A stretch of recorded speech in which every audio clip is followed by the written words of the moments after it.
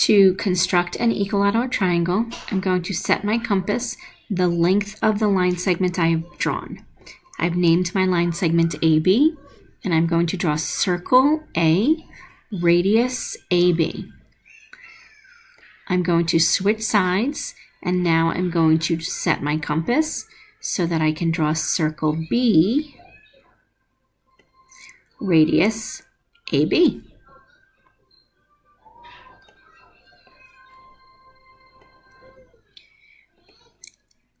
I can connect the line segment from one of the vertexes, either the top or the bottom where the two circles intersect. I'm going to choose the top, to line segment B and vertex A, and now I have an equilateral triangle ABC.